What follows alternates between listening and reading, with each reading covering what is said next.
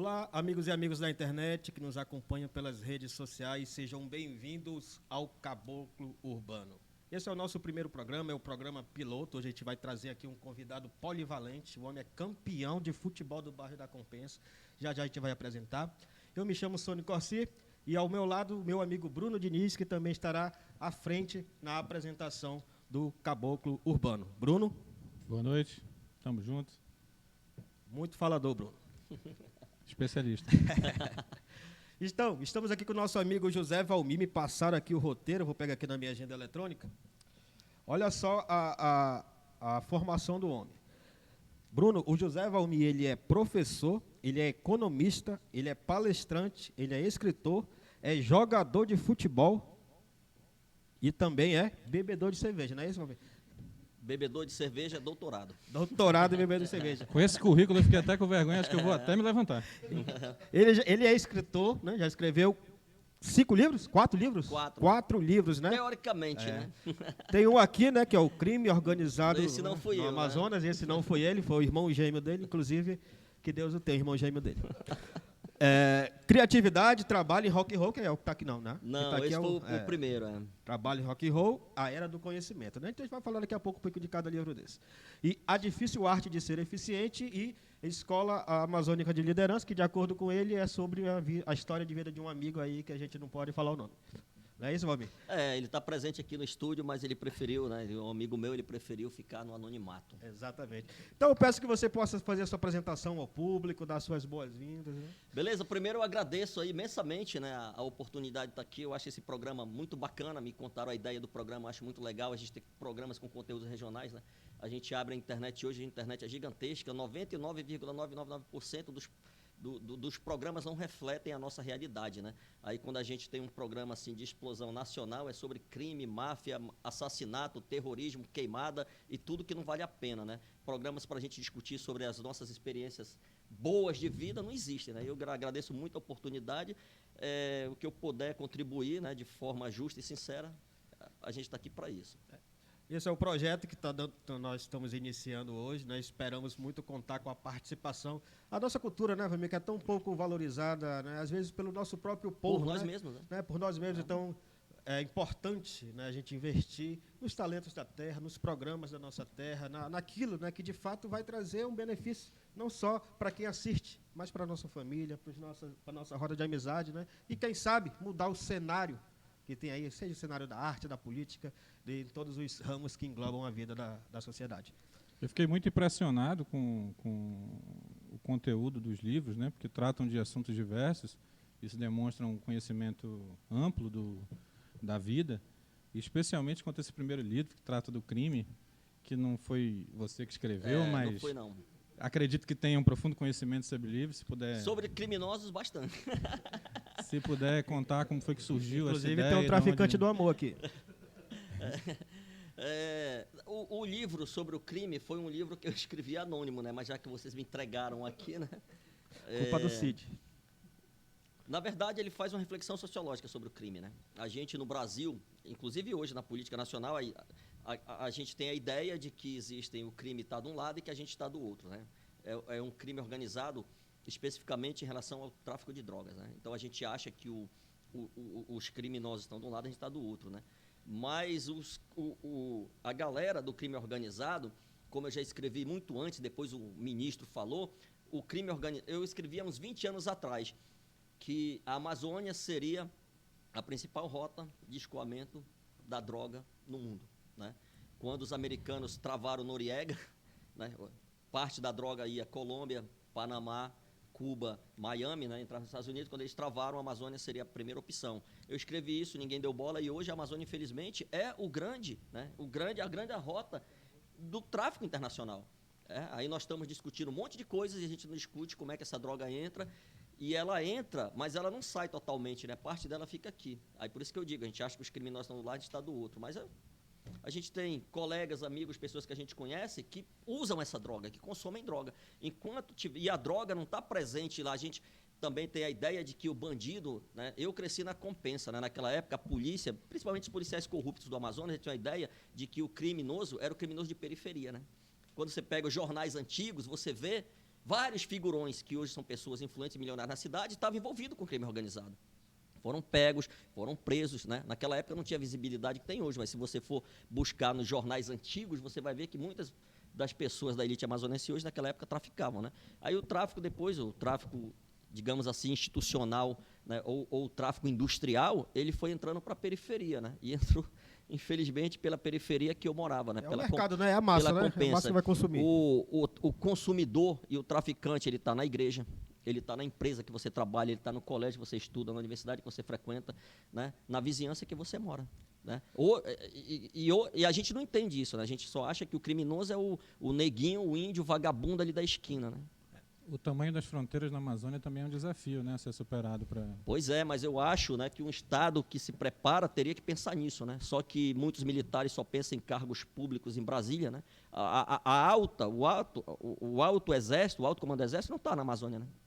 Quem está na Amazônia são os soldados passando fome e ameaçados de levar chumbo de traficante nas fronteiras. Né? O comando que está comendo caviar e picanha de 2.000 quilos está em Brasília, né? Não está na fronteira, infelizmente. Aí convive com traficante, com garimpeiro e completo abandono. Né? Como eu coloco no livro, todo crime organizado ele é culpa do Estado. Ou o Estado é omisso, né? Ou funcionários do Estado participam, infelizmente.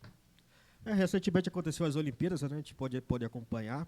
E é interessante que aqui em Manaus está praticamente tomado, né? Especialmente nos bairros periféricos, isso está muito nítido que a ação do tráfico ela está sendo muito mais contundente que qualquer outra ação que o Estado venha a empregar, né? E eu vejo, Bruno, Valmir, como o esporte também como uma fuga disso, né? Por que a gente não, por que o Estado ele não investe não somente na educação, mas na formação de atletas, né? Para que esses jovens, porque quem está morrendo hoje são jovens, né? A maioria é jovens, a gente vê adolescente partindo muito cedo. Por que não investir nisso? Dar uma nova perspectiva de vida para essa gente? Se você pegar, por exemplo, nesses últimos 20 anos que o tráfico se alastrou no Brasil, principalmente na Amazônia, antes, essa baboseira toda do tráfico, a gente só assistia pelo jornal, né? Lá nas favelas do Rio, São Paulo, não sei onde. Hoje o tráfico está gigantesco no Amazonas, né?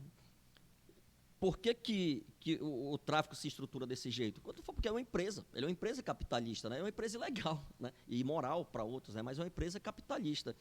E se você pergunta assim com relação ao esporte, em muitos lugares do mundo, as pessoas, as autoridades veem o esporte como, né? Além de você proporcionar com que nossos filhos acordem todo dia pensando que eles podem ser o que eles quiserem na vida, e o Estado fomenta isso, né, para que eles, se quiserem ser atleta, eles sejam atleta, vários lugares do mundo, né? O Estado participa financeiramente, né?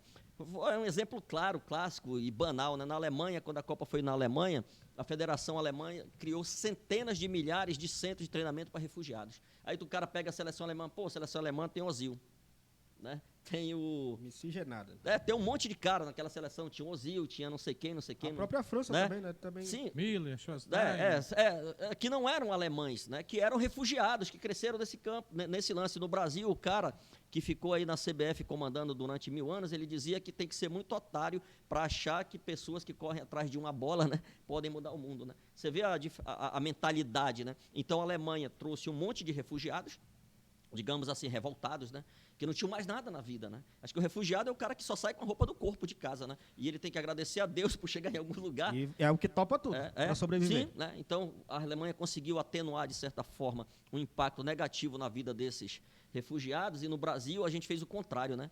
Seguindo a lógica lá da presidente da CBF lá, que ficou muito tempo, acho que ele até foragido da justiça, não sei, a gente conseguiu tirar pessoas boas, né, do esporte e colocar a serviço do crime.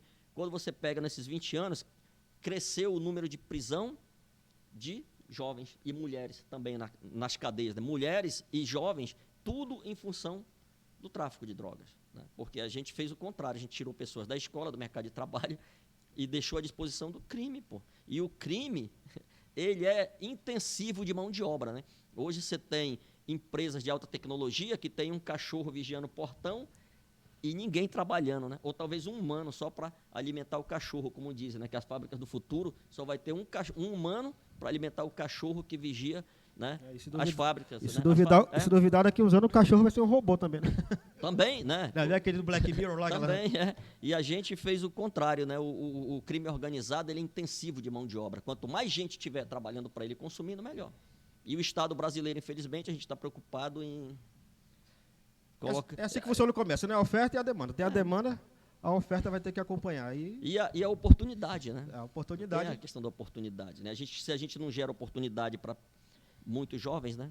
E tá muito fácil capacitar. Outras pessoas geram. A captação, né, de jovens para esse tipo de E é muito comercialização. fácil depois, a gente tem até uma música que a gente ouve muito, né, do Tia Anastácia, que ele fala, né, pô, os caras viviam ali na necessidade e a transação do bagulho caiu na mão do menor.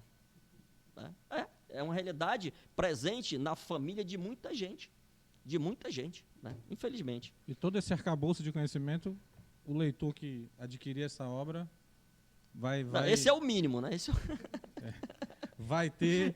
na verdade, vai abstrair desse... o livro ele faz uma análise sociológica, não é se é certo ou errado, não faz juízo de valor, né? Faz uma análise sociológica e econômica, como é que o tráfico se estrutura para, digamos assim, se Chega transformar... até ser metodológica, né? Se transformar, inclusive, numa religião, né? Se transformar numa religião. E quando você transcende de um simples negócio para uma crença de que aquilo que você está fazendo é correto, aí se torna algo, né, que é mais difícil de quebrar. Por que o tráfico é difícil de quebrar no Brasil, em qualquer organização? Porque as organizações criminosas, elas criam esse elo, né, de que ela te dá um sentido de pertencimento. Você não pertence, aí o cara pensa assim, ó, eu vou pertencer a um Estado falido, né, hipócrita por quê? Sempre falo isso, nossas lideranças religiosas, muitas lideranças estão na cadeia, né? As lideranças religiosas do Brasil estão na cadeia, as que não estão na cadeia estão sendo procuradas. Você tem um Estado hipócrita, um Estado corrupto e um Estado que não te motiva a nada. Aí, de outro lado, tem o tráfico, que te dá um senso de pertencimento. Né? Então, o que as pessoas querem no mundo? Dinheiro? Não. Né? As pessoas querem sentir-se pertencente a uma causa que ela acredita ser verdadeira. Os nazistas, né? Vários estudos falam, por que os nazistas eram assim? Porque os nazistas, eles achavam que eles estavam do lado certo da história, que eles estavam limpando o mundo todo, né? Para poder começar uma nova raça, né? Pura, linda, maravilhosa, né? Eles achavam isso, muitos achavam, né? O tráfico é a mesma coisa. Né? Inclusive tem um filme que retrata muito bem isso, que eu acho que não sei se vocês já viram, que é A Onda, né? Que é um filme que retrata muito essa possibilidade, né? Quando o professor vai lá e desafia os alunos dizendo que é possível, mesmo nos dias de hoje, com todo esse arcabouço de informações, criasse um Estado tirano, né? Criasse, reaviver o nazismo. Né? Infelizmente, você pensa assim hoje, né? A gente falando para a rede social e o tráfico também, né? Você tem políticos profissionais que estão, né, com redes sociais gigantescas, você tem traficantes também que estão com redes sociais gigantescas. É fácil manipular, né? Você percebe que as pessoas são muito facilmente manipuladas, mas para elas serem manipuladas nesse nível, elas precisam entender que elas fazem parte de uma causa... E que são especiais. Justa. Né? Sim, elas fazem parte de uma causa justa. Então, se a causa é justa, eu posso consumir droga, eu posso me rebelar contra o Estado, eu posso pegar uma arma, eu posso deixar o meu irmão morrer de fome, porque é a lei do mais forte, né? Se o meu vizinho está morrendo de fome, é porque ele é fraco e eu sou forte. Infelizmente. Exatamente. Então, a gente está vivendo isso aí na pele, no dia a dia, né? A gente observa. E talvez o único caminho mesmo, né, é pela educação, né? É pela educação, é pelo investimento na cultura, é pelo investimento no esporte, no lazer e na perspectiva de vida, né? Sim. Eu também vejo nessa questão da educação uma questão além, que ela precisa ser trabalhada além do profissional, da família que vai preparar a criança, o jovem para o mercado de trabalho, né? Eu acho tão apaixonante o conhecimento. Eu fico pensando se nós, desde o início, desde cedo, a gente fosse de fato instigado e motivado a buscar o conhecimento.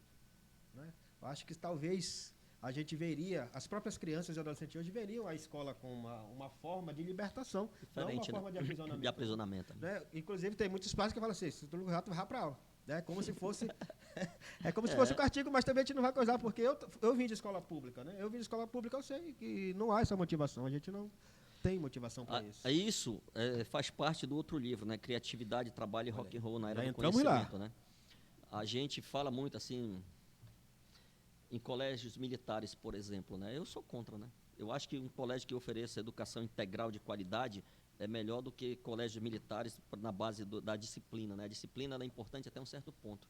Nenhuma empresa no mundo moderno contrata um cara bom por causa da disciplina. Vai contratar o web service, tu prefere obedecer ou criar? Não, só precisa obedecer, vaza. As empresas investem uma fortuna em inovação. E as pessoas que estão acostumadas a obedecer, principalmente as que vêm de colégio militar, não conseguem inovar, né? Eu, por exemplo, trabalho numa empresa pública em que dos colegas de alto nível não tem nenhum. Os colegas de alto nível não tem nenhum que veio de colégio militar. Nenhum. Né? Eu conheço vários colegas, né, que não estão no nível legal, que vieram de colégio militar, porque o mundo moderno, infelizmente, não tem mais isso.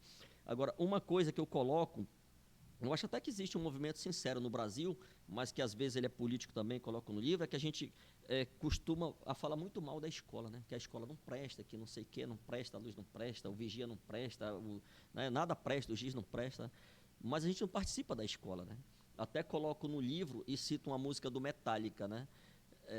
Master, né? Obey your master, né? A nossa escola, infelizmente, ainda tem muitos professores que se acostumaram com essa pedagogia de você tem que obedecer, obey your master, né?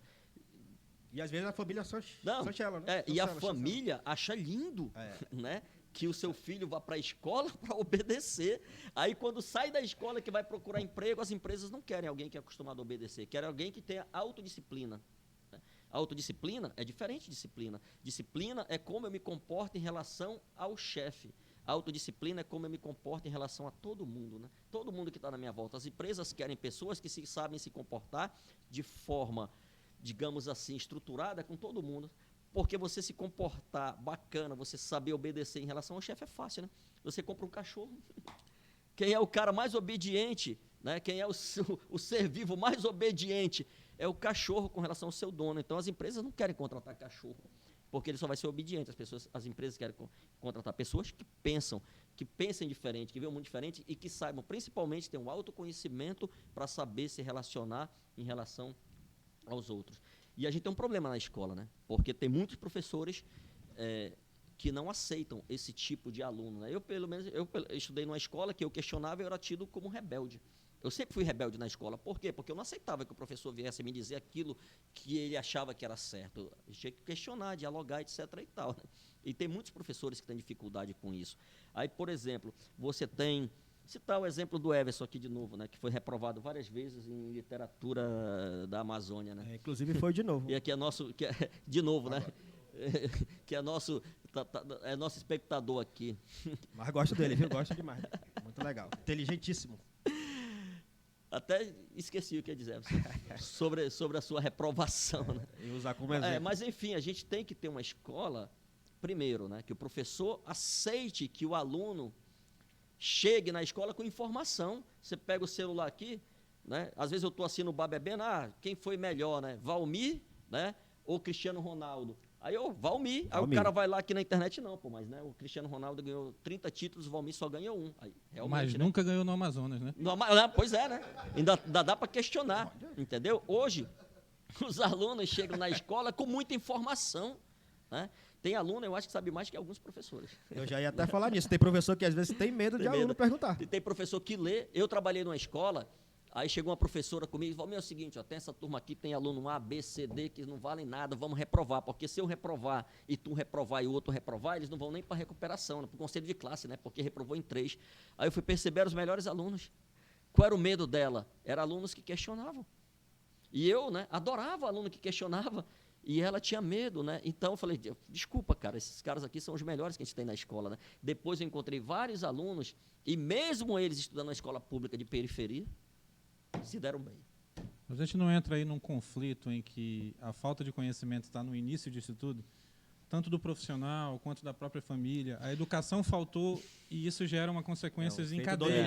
Não, agora você tocou num tema extremamente importante que eu não tinha colocado no livro, mas quando eu revisava... Vai colocar agora. Não, eu coloquei no livro também. A gente acha, né, que a escola... O que acontece com as nossas famílias? O pai deixa o filho... E isso saiu até essa semana, né? Uma reportagem, não sei se era embasada numa pesquisa, mas é uma reportagem, que tem muitos pais que estão putos com essa pandemia, né, que as escolas estão fechadas, porque ele só deixa o filho na escola para comer. Né? E aí você tem outra estatística, que muitas das nossas crianças vão para a escola, primeira coisa é comer. Falta né? de segurança alimentar. Falta de segurança alimentar, então a criança vai primeiro para a escola comer. Então, se o professor está falando um monte de besteira, um monte de merda, mas se a comida estiver quentinha e legal, não estou nem aí, né? Eu quero é comida, entendeu? Então... E fora a comida, ainda tem um tempo que a criança passa longe, dando aquele sossego, né? Que o pai, né, que a criança fica na escola, né, e o pai e a mãe têm mais tempo para ficar no WhatsApp falando sobre políticos, né, defendendo políticos que os odeiam, né? E eu coloco, até cito uma frase do Reagan, né, do Ronald Reagan. Vários colegas meus ficaram putos, né, porque o Reagan era, digamos assim, um neoliberal, né? E ele falava, olha, se você acha que você fica querendo, né, que o Estado resolva os seus problemas, você está lascado, né? Porque o Estado é o problema. Então não espere que o Estado resolva o seu problema, porque ele é o problema. Eu falo a mesma coisa, a escola é um problema. Então, se você coloca o seu filho na escola, aí você quer que a escola resolva todos os seus problemas, o seu filho não vai chegar em lugar nenhum. A educação de qualidade é uma criança com propósito, né? Ela sabe o que ela quer, ela confia que o conhecimento é um meio seguro para ela mudar de vida. A escola apoia essa criança, considera que ela tem potencial e vai dar, os professores dar o melhor, e a família está lá na escola, cobrando, né? Ah, minha filha não fez tarefa e tal, o professor manda um recadinho, recadinho porque a sua filha não está fazendo tarefa. Beleza, minha filha a partir de hoje vai passar a fazer as tarefas, ou seja, a criança é jogada na escola, come e volta para casa, e os pais não estão nem aí se ela fez tarefa, se não fez. Eu sou um exemplo claro, ninguém aprende nada na escola. A gente deve ir para a escola para questionar com o professor, para conversar e para tirar dúvidas. Se você for aprender só o conteúdo que o professor dá na escola, eu sinto muito, mas você não vai chegar em lugar nenhum. É duro dizer, mas... E dentro dessa perspectiva tem aquele outro contraponto, né? De que às vezes a criança é ruim na escola, a criança vamos dizer assim, é rebelde na escola, mas tem o professor que é bom, que gosta de fazer educação, e quando ele vai repreende de uma forma para melhorar a educação dessa criança, às vezes os pais eles ficam com raiva dos professores. Os professores. Né? Já vi casos que pai já praticamente quis bater em professor, porque... Eu já trabalhei em várias escolas e presenciei isso aí. Porque puxou a orelha do seu alecrezinho dourado, né? É. Por isso que eu não gosto desse termo de educador. Educador para mim é pai e mãe. O professor tá ali para ensinar, para ajudar a criança, o jovem a questionar. Sônia, desculpa te cortar, você se importa que o cara beba nesse programa? Eu me importo sim, porque eu tô só no grapete, aí eu fico... Tá. Desculpa. Eu me importo se você não beber. Mas eu não tô olhando para ela não, que é pra Esse não é o pegar único ranço. programa que o cara é incentivado a beber, gostei. Eu vou escrever mais 3 livros, não para vender, só para estar aqui no programa. Não, Sônia, o que você falou realmente, eu trabalhei em várias escolas, é isso. Não, o professor vai na escola reclamar, o pai do aluno vai na escola reclamar do professor, né? Ele deveria sentar do lado do professor e falar, a gente está tendo um problema, né? O meu filho não está querendo vir para a escola, ele acha que você isso ou aquilo, como é que a gente resolve, né? Aí vem a equipe pedagógica e todo mundo resolve, porque o objetivo da educação é a gente formar pessoas que transformem a nossa realidade. Né? Se a gente não consegue formar pessoas que transformem a nossa realidade, a gente vai ficar repetindo, né? Vai ficar repetindo o racismo, vai ficar repetindo o nazismo, vai ficar repetindo a fome, a miséria e a alienação. A gente precisa formar pessoas que transformem. Como é que essas pessoas vão transformar se elas estão sendo, de certa forma, assim, digamos, sacaneadas nas escolas, né? Infelizmente, cara, no Brasil, educação, a gente tem uma visão muito errada de educação, né? Aí, de vez em quando, ganha um prêmio fulano de tal, o Everson ganhou um prêmio aqui, o Ciro ganhou outro prêmio ali, mas é um caso isolado, né? A gente não tem uma estrutura... É uma regra, é uma exceção à regra, né? É um caso isolado, muito né? mais derivado da capacidade do cara, do esforço dele, do que um incentivo do que do estatal, Estado, né? Do que do Estado. Por isso que muitos alunos brasileiros, quando chegam num certo nível, a primeira coisa que eles fazem é deixar o Brasil. Porque eles não têm o compromisso, né, de retribuir aquilo que o Estado deu para eles, porque eles consideram que não foi o Estado, que foi um esforço pessoal dele, né? Até com relação... Fora as oportunidades lá fora que são um pouco mais... É o que eu ia dizer, mais atraentes, né? Até porque outros estados têm políticas de absorção dos melhores profissionais do mundo inteiro. Não, né? Hoje, no mundo, se você pegar assim, Alemanha, Estados Unidos e China, eles atraem cérebros do mundo todo, né? Porque eles acreditam nisso, né? Que a gente precisa pegar pessoas para transformar a nossa realidade. É engraçado que começou também lá no nazismo, vamos dizer assim, nessa parada, né, dessa situação, que os americanos e os soviéticos foram espertos de pegar os melhores cabeças alemães. Os nazistas... E daí nasce a Guerra Fria e Os tudo nazistas, cabeça de bagre, eles enforcaram, né? Os nazistas top, como o Werner von Braun e outros, né? Eles levaram para... Aí depois o Werner von Braun, que era o cara que mais conhecia de foguete. Os impulsionadores da corrida espacial, né? Do programa espacial Vem pra americano. cá fazer meu foguete, né? Sim, os nazistas... Por isso que eu tô te falando, os nazistas que só obedeciam Hitler, como muitos, né? A gente tem no Brasil, foram enforcados, né? Os nazistas que pensavam diferente foram, digamos assim, reaproveitados, né? E bem reaproveitados. Né? Tanto que hoje a gente está aqui, usufruindo de parte dessas invenções, digamos assim. Verdade. É isso aí. Mas, enfim, cara, educação,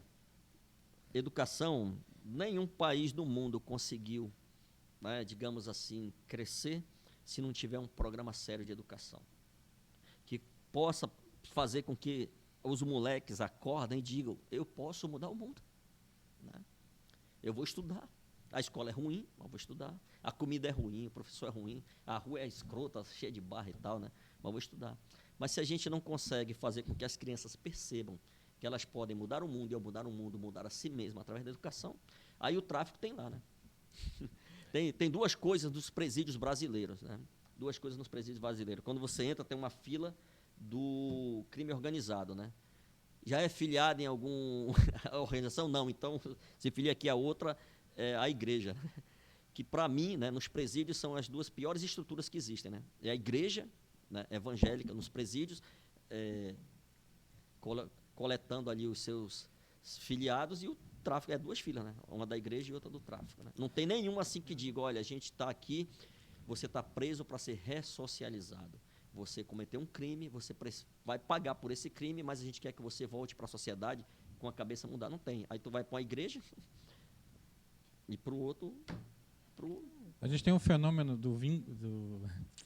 que a sociedade brasileira acha que o cara ser preso é uma vingança. E aí tu aplica sobre ele o que tu acha que é a pior pena pro indivíduo. Tu coloca ele numa situação de subvida e acha que isso vai solucionar alguma coisa. E, na verdade, quando ele sai de lá, ele sai muito pior do que ele entrou. Ou ele sai pastor da igreja, né, para roubar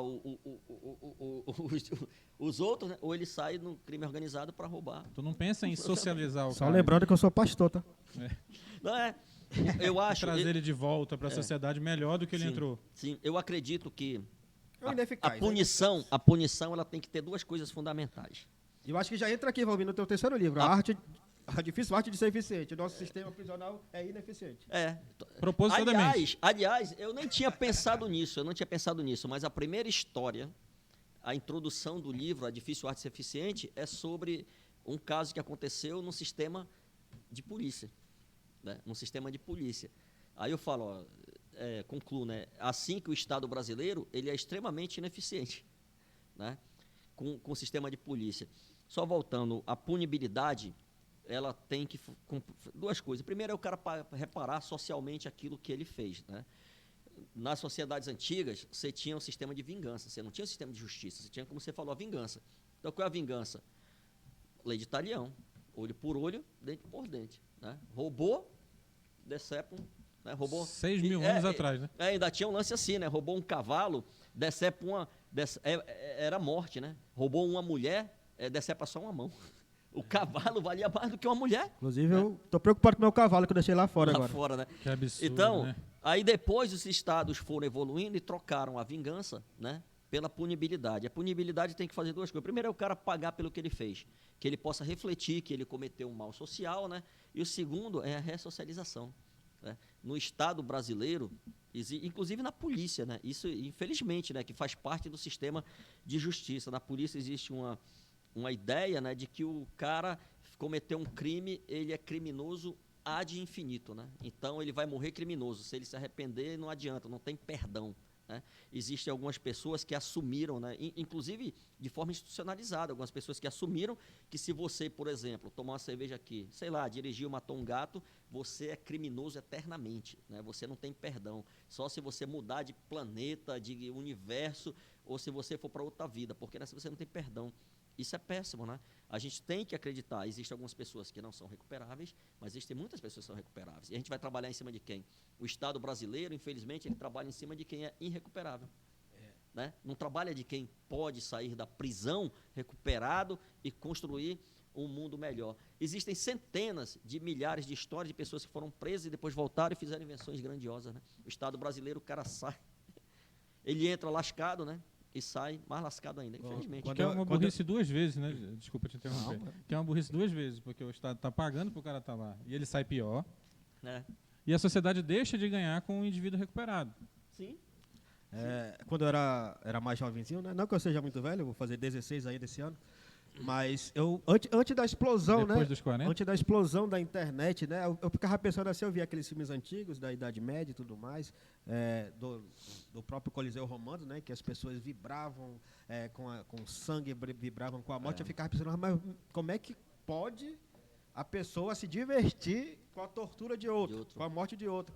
Aí veio as redes sociais e me disseram, não, ainda hoje é assim, né? Porque por mais que a pessoa seja uma pessoa de má índole, péssima, eu não consigo ficar feliz com a morte de alguém. Não. Ainda mais se essa pessoa for jovem. Nem com a derrota, né? Eu acho que a gente não pode ficar feliz com a derrota do outro. E a gente vê nas redes sociais uma demanda tão grande de gente ruim, gente que se autotitula cidadão de bem, que se autotitula cristão, mas que sorri e vibra e solta foguete, né? Vibra com a morte de outra pessoa, né? E no meu caso, né, por ser jovem, eu me toco muito quando um jovem perde a vida. Eu acho tão perda, né? É perda de eficiência, é perda de criatividade, é aquilo que a gente falou. É perda de talento. Perda de talento. Né? Perdemos talento. O cara, por exemplo, assim, né? Você tem várias histórias também fora do Brasil. O cara assalta, né? 30 bancos, pô, né? Bacana e tal. Os caras pegam o cara, pô, bicho, como é que tu assalta isso aqui? Né? A partir do teu nível de assaltante, a gente vai construir uma segurança melhor, né? No Brasil, o cara assalta 30 bancos, a polícia fuzila. Aí depois tem um monte de cara assaltando mais 30 bancos, por quê? Porque a gente não pegou aquele talento negativo, né? E conseguiu transformar em um talento a serviço do Estado, né? Mas isso é só no Brasil, né? É aquilo que a gente falava, inclusive, agora dos nazistas, né? Quando você vai, sim, né? Os Estados Unidos e a União Soviética pegam os melhores cabeças para trabalhar dentro dos seus programas espaciais. E o leve-se em consideração que os Estados Unidos faz isso até hoje. Os melhores hackers foram cooptados pela CIA para trabalhar com eles. Esses países que são dominantes, eles fazem isso até hoje, eu acho, né? De recrutagem. É uma questão de mentalidade, né? No Brasil, a nossa mentalidade é de quanto pior, né? Fora não, né, porra? Enfim. Aí essa é a primeira história que eu conto lá no livro A Difícil Arte de Ser Eficiente, né? Hoje a gente tem um monte de gente, né? Quando me perguntam sobre criatividade, eu falo, pô, bacana, o brasileiro é criativo, será? O brasileiro é criativo, mas se você, como você está falando, né? Acontece uma desgraça, tem 200 mil memes sobre aquela desgraça, né? Isso é criatividade. É criatividade mesmo, meme é criativo. Tudo por binário, ele fala. O nosso diretor financeiro ali, né? Ele deve fazer tudo por binário, né? Sim. Na verdade, o que ele sabe é um outro tipo de leitura, né? Eu até coloco isso também no livro. É como aquele do Cidade de Deus, eu só sei ler as figuras. É nesse sentido aí. Até coloco isso no livro lá. Criatividade, trabalho e rock and roll, né? Hoje a gente tem um outro tipo de leitura. E quem é que está ficando milionário? É quem tem essa leitura boba da vida cotidiana, né? Do que o vizinho está fazendo, por que o Sony cortou o cabelo, né? Por que o Valmir, quando ele dá uma entrevista, ele bebe, né? Essas pessoas estão ficando para trás. Qual é a leitura que se tem? A leitura que se tem hoje é a leitura de sistemas matemáticos. Quem consegue ler sistemas matemáticos, como o Everson, né? Você não precisa ler mais nada. Você pode criar, inclusive, um sistema de inteligência artificial que lê tudo para ti. Né? E que comece a programar por ti. E isso vale quanto? Isso vale trilhões. As pessoas do mundo moderno que estão melhor do que a gente são as pessoas que têm uma capacidade gigantesca de leitura de sistemas informatizados com base em matemática. Ah, mas o Gugu falou isso e eu não entendi direito. Vai morrer otário, né? Porque as pessoas que estão influenciando a nossa forma de pensar né? Inclusive, com relação às redes sociais, tem um filme, um documentário na Netflix, não lembro o nome agora, muito bom em relação a isso. Elas sabem disso, né? Elas não precisam ler aquilo que a gente lê, A, B, C, D, não leem isso. Elas leem outro mundo, outras coisas. Isso vale bilhões, bilhões. Inclusive, eu estava vendo hoje, acho que era um mini documentáriozinho, não sei que, acho que com certeza ouviram falar, dentro dessa ideia de inteligência artificial, acho que é deepfake, Deepfake, né? Deepfake, é. E que está cada vez mais se aprimorando essa tecnologia, está cada vez mais difícil para a pessoa comum e até mesmo para os especialistas identificar se determinada situação que foi usada, a deepfake, ela é real ou não é. Então, Deepfake, hoje é muito fácil para você que domina essa tecnologia, se quiser denigrir a imagem de alguém, né, usar o rosto da pessoa no corpo de outra pessoa, é como se fosse inclusive real. Você denigra a imagem. Com timbre de voz, Esse assim, fenômeno, né, das redes sociais trazendo de volta coisas que a gente achou que estavam mortas, né? Canceladas no passado. O autoritarismo está de volta na sociedade, no mundo inteiro. Não só por isso, porque tem também a questão dos sentimentos pessoais das pessoas que estavam ali guardados, mas que agora se afloram através da possibilidade da gente ter contato com outras pessoas que pensam igual. Mas as redes sociais possibilitaram isso. Então a gente vem surgindo aí no mundo inteiro novos autoritários bancados por esse fenômeno. Pelo mesmo sistema. Pelos mesmos sistemas. O cara fala assim, pô, mas por que o cara faz isso? Por que o cara espalha fake news, cria fake news e tal? Por que ele faz isso? Porque vale uma fortuna. Você encontra um cliente, né? Tipo assim, você tem uma empresa, você tem um negócio, resumindo bastante, né? Clonaram o celular da Dilma, né? Só tinha uma abobrinha no celular dela, né? Mas clonaram por quê? Porque as informações que ela poderia comentar com alguém tinha peso comercial gigantesco, né? Estou te falando, por que o cara está disposto a fazer o mal? Não. Aí é aquela velha história, o cara acha que ele está no lado bom da história, né? Então, você cria essas fake news porque você acordou hoje de mau humor e tal? Não, porque tem pessoas que pagam bilhões, né? E uma fake news bem feita, bem estruturada, tipo a da Terra plana, né? Foi uma fake news inventada, que os caras inventaram assim, brincando, e depois tinha um monte de idiota acreditando. E tem gente que ganha dinheiro. Eu acho que quem ganha dinheiro nem acredita disso. O cara ganha bilhões, né? Por que existe essa indústria da fake news? Porque ela... bilhões. Sempre vai ter um idiota querendo comprar uma ideia ruim. Por quê? Porque é fácil, né, manipular pessoas. É muito fácil manipular pessoas sem cultura. O Brasil tem várias pesquisas que o Brasil é o país que mais tem idiota no mundo, né? Idiota, sim, no sentido de o cara pergunta, né? O que é isso aqui? Aí o cara fala, é um absorvente. São perguntas simples, né? O que é isso? É um absorvente, né? É uma máscara, né? Aí o cara mostra um absorvente, o que é isso, cara? Uma máscara. Então, assim, é o idiota no sentido de ele não saber o significado das coisas, né? Ele sabe o que é, mas não sabe o significado. Então, o Brasil é o país que tem um dos países que mais tem idiotas no mundo, segundo várias pesquisas, né? E a gente volta à questão da educação, e eu acho que isso influencia diretamente da falta de conhecimento do brasileiro, né? Aí... E tem uns que agem por mau caratismo. Os caras sabem que tem idiotas em qualquer lugar do mundo, eles pagam fortuna. Por quê? Porque eles vão ganhar uma fortuna, né? E o cara que é manipulado, ele é apenas usado, né? Ele só é usado. Exemplo, claro, o Trump, né? O Trump foi lá, quando os caras foram invadir o Capitólio, ele foi lá e discursou lá e tal, é isso mesmo, né? Beleza, prenderam um monte de gente. Quando foi lá na CPI, o advogado dele disse, olha, né, a gente não pode ser culpado se um bando de idiota, né, tentou invadir o Capitólio, ou seja, usou as pessoas para um propósito definido. Quando não deu certo, as pessoas passaram a ser o quê? Idiotas, né? Porque ele não poderia ser culpado porque alguns idiotas resolveram, ou seja, mesmo que tenha centenas de vídeos que ele disse o que disse, né? Enfim, então as pessoas são manipuladas. E vale bilhões. Para o Trump, valia, né, simplesmente a presidência da maior potência do mundo, né? Não deu certo. Ele perdeu, mas gastou uma fortuna, só não deu certo. Poderia ter dado certo, né? Inclusive, o Sérgio Reis vai invadir o Capitólio Nacional, né? O incentivo à violência é um dos 4 elementos fundamentais estudados para que se rompa com o processo democrático. E o Trump era especialista nisso. Especialista. Né? Ainda é, né? Ainda é. O Trump não está morto, não, né? Nem não. o trumpismo, né? Então, assim, eu queria estar morto que nem ele. A violência institucional, ela é parte de qualquer programa, né?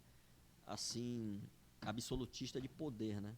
Ou como diria alguém, ela é parte dos dois lados, né? Como diria alguém, toda proposta absolutista precisa de um cadáver, né?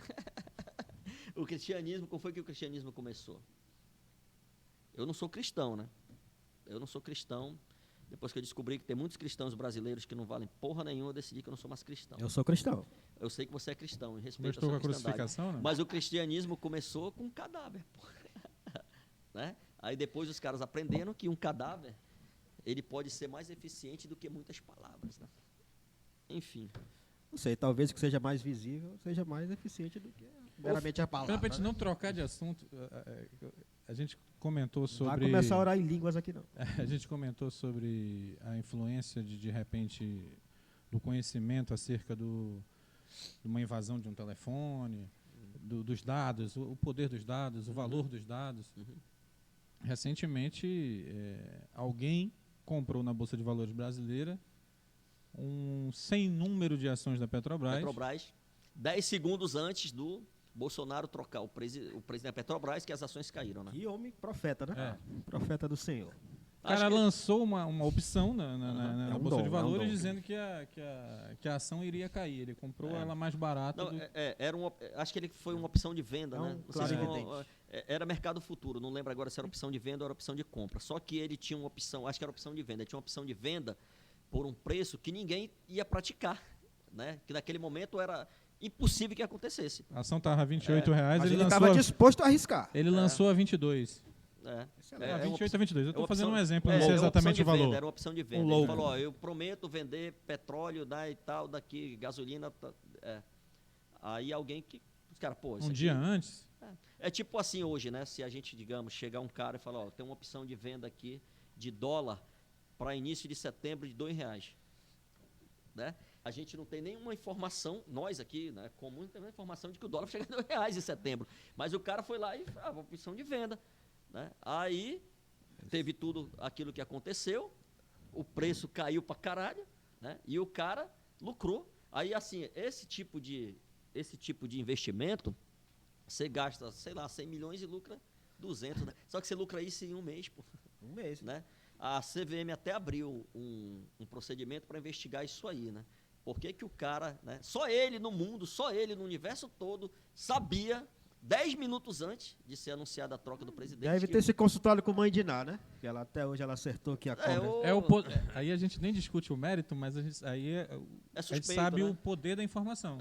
Uma pessoa com uma informação consegue Sim. lucrar milhões e aí Sim. entra de acordo com aquilo que a gente como estava eu comentando coloco antes. nesse livro aqui também, a informação e conhecimento sempre foram... Hoje a gente, porque informação e conhecimento é diferencial, sempre foram. Informação e conhecimento sempre foram Nunca diferencial em qualquer lugar do mundo, em qualquer época. Então eu falo, o cara que inventou a roda, né, ele ficou na dele ali. Aí quando botaram para cima dele, tu vai trabalhar ou tu vai morrer, ele inventou a roda, ele tinha uma informação que só ele sabia. Não, aí virou rei, Deus, etc. E tal. Em qualquer momento, em qualquer tempo da história, informação e conhecimento sempre foi diferencial. Eu fiz a roda, eu dou a roda. Por aí. Por aí, né? É isso aí. Infelizmente a gente tem isso, né? Talvez se fosse num país mais sério, né? Já tivesse alguém preso, né? Mas no Brasil, né? Vamos puxar aqui para a nossa realidade amazônica, tu também tem um livro voltado para, inclusive está aqui, né? Foi. Puder ir, Escola Amazônica de Liderança. Mostra aí para nossas câmeras aí, Escola Amazônica de Capa do Liderança. meu amigo Balbi, né? Capa, achei linda essa capa. É o Puro Balbi, né? A gente está acostumado Puro a tomar Balbi, o Puro Balbi às sexta-feira. Inclusive, manda um abraço para o Puro Balbi. Tá aí, Escola de Liderança, né? Escola Amazônica de Liderança, né? O que é que você tem a nos dizer sobre... Eu ainda não tive a felicidade de lê-lo. Para falar a verdade, eu vim aqui hoje dizer que sobre esse livro eu não tenho nada a dizer. Como já diria a Radija, Inxalá. Né? Não tenho nada a dizer. Esse livro, eu peguei um porre. Aí eu cheguei em casa, a minha esposa, né, Sandra, que vai nos assistir, ela, onde é que tu estava, seu vagabundo? Aí eu não tinha o que falar, eu comecei a contar. Ela falou assim nas palavras vagabundo. Vagabundo onde tu estava? Eu comecei a dizer, não, porque eu peguei um carro, saí na BR-319, cheguei ali na frente e tal, encontrei 2 índias, fui parar na tribo delas e não sei o que, me envolvi naqueles rituais indígenas, quando eu acordei, enfim, né? Mas Aí, é só uma questão de... não, foi eu contando pra ela pra não apanhar, né, cara? Aí depois, no outro dia, eu acordei e lembrei, caralho, essa desculpa que eu inventei pra não apanhar da minha esposa dá um belo livro. Aí eu comecei a relembrar e liguei pro Cid, me conta umas 3 histórias tuas aí. ficcionais. Todas de Inclusive, ficção. Falei, a nossa intenção não é comprometer ninguém, né? É só uma questão de Todas histórias Ah, ficcionais. distrair a criatividade do ser humano sim, pô. dentro da ficção. Né? Esse livro... Esse livro, cara, é um livro muito bacana. Ó. É um livro muito bacana. Eu lancei por uma editora portuguesa, né? Eles lançaram em todos os países de língua portuguesa. Livro Eles falam Que bom, português que lá, legal. Almir? nos países de língua portuguesa, eu acho que sim. Uma das coisas que sempre me chama a atenção, todo mundo sabe, né? Eu só torço para um time do mundo. Rua Natal, amigos da Rua Não, Natal. Fast Clube, Ah, o né? Fast. Fast Clube, Ah, né? inclusive tu tá aqui, presidente É, vitalício do Fast. Do tá? Fast, Escrito aqui no teu eu falo perfil. para todo mundo É um que sofrimento contínuo e eterno, né? eterno, mas vale a pena. Quanto mais eu sofro, mais eu gosto de sofrer. Eu já entrei num nível que quanto mais eu sofro, mais eu gosto de sofrer. O dia que o Fast ganha, eu fico puto. A voz de Deus falou pra tu afastar um pouco mais o microfone. Aproximar, no caso. É que tu se empolgou, né? Quando tu falou vagabundo aí. tu se Vagabundo. empolgou. Tem Daquela tanto hora lá. vagabundo, acho que foi o A microfone. força que- das Sim. palavras Das foi palavras, tão grande que afastou o microfone. Muitos crentes saíram da Eu live. acho que esse microfone, ele tem vida própria. Ele tem vida própria e ele está conspirando contra a E gente. eu acho que quem tá alimentando ele é só esse Esse copo de cerveja. microfone, eu tenho certeza que ele é bolsonarista. Eu acho que quem tá alimentando ele é o copo de cerveja. Certamente foi a Ambev, Ambev, que, né? que causou esse Bem, procedimento. Enfim, né? Eu sou apaixonado. Eu falo que eu não moro em Manaus, no Amazonas. Eu moro com o Amazonas, né? Porque tem muita gente aqui no Amazonas que mora em Manaus, mas não mora com Manaus, né? Se você perguntar, e aí, qual é o cantor que tu gosta? Irish Freight. Como é que é? Não, qual é o rock que tu gosta? Halloween. Eu gosto de Halloween também. O Wind Mas- of Change do Metallica. Então, Qual é a melhor banda que tu gosta? A melhor música que tu gosta, né? O One, do Iron Maiden e tal, né? Tem gente que mora em Manaus, mas não mora com Manaus, né? Uma das coisas assim, até agradeço ao meu amigo Cid, né? Que foi um dos caras que sempre batalhou nessa ideia que a gente tem que morar em Manaus e com Manaus. Então, se perguntar quais são as maiores bandas... Até escrevi um dia desse, né? Maiores bandas... Falei, ó, discos pra ouvir na quarentena. Pereira. Top. Eu ouço Pereira todo dia. Raiz Caboclas, né? Chá de Flores. Ilharga também. Né? O Chá de Flores do nosso amigo Bosquinho eu acho muito massa. E aí, Chico Buarque, aí você vai, né? Então, eu vivo com Manaus. Adoro Manaus. Eu como peixe quase todo dia. Não como todo dia, né? Porque às vezes eu fico com preguiça de fazer, eu vou no supermercado, vou no restaurante e almoço por lá mesmo. Mas como peixe quase todo dia. Adoro peixe regional, cultura regional, adoro. E, assim, lendo muito, eu percebo que a gente tem aqui no Amazonas uma literatura, principalmente relacionada à liderança, que não tem nada a ver com a nossa realidade, né? Nada a ver. Essa literatura, ou esse modus operandi de ser líder aqui na Amazônia, ele está errado? Talvez, não sei. Né? Mas só sei que ele não tem nada a ver com as nossas origens. Características das nossas origens. Né? Então, eu mentalizei, escrevi, pensei um livro sobre um tipo de liderança que era mais adaptado para a nossa realidade. Aí, no meio de pensar tudo isso, eu digo, não, mas já que esse livro, né, já que essa ideia de uma liderança amazônica, né, eu achei fenomenal, gigantesca, até já me falaram para eu pegar essa ideia para fazer um mestrado e um doutorado, né, eu estou pensando nisso aí, eu digo, então eu posso criar uma história amazônica original também. Aí comecei a criar uma história que começa na pandemia, né, de você tá... E no início também é uma história real. É um romance, não? É um romance, assim, uma história real. Eu saí para... na pandemia, eu e minha filha Marina, a gente de vez em quando saía para levar comida e água para algumas pessoas que ficam com fome por aí. Aí eu tinha uma introdução. Um dia a gente saiu para deixar comida, eu encontrei um cara numa igreja dessa gigantesca, que tem foto no mundo todo, que todo mundo se orgulha de participar dessa igreja. Tinha um senhorzinho lá na frente, catando lixo. Ó. Aí aquilo me comoveu profundamente, né? Eu fico, pô, como é que a gente... Né? As pessoas passavam, tem um cara aqui na frente da igreja catando lixo, pô, né? E ninguém se importa, né? Eu penso, essa galera vai para a igreja para salvar a sua alma, né? Só. Base do egoísmo. É o egoísmo em estado puro, né? As pessoas vão para a igreja para salvar suas almas, né? E o cara lá, aí eu parei com esse senhor, comecei a conversar, e depois eu tive outras ideias e começou o livro assim, né? Essa pessoa que estava na porta de uma igreja, poderia ser Jesus, eu penso, né? Poderia ser Jesus na forma de mendigo. A teologia católica, a cristã diz isso, né? Poderia ser Jesus na forma de mendigo aqui para ver quantas pessoas dessa igreja que acreditam no que ele disse, né? Ou seja, dá tudo que tu tem e me segue, né? Hoje a igreja, a maioria dos liderança evangélica que eu conheço, não dá tudo que tem, toma tudo dos outros, mas não dá nada, né? Aí começou. Então, aí depois o livro foi entrando assim, tão dentro de mim, né? É uma história de ficção, mas tem horas que eu acho que era verdade.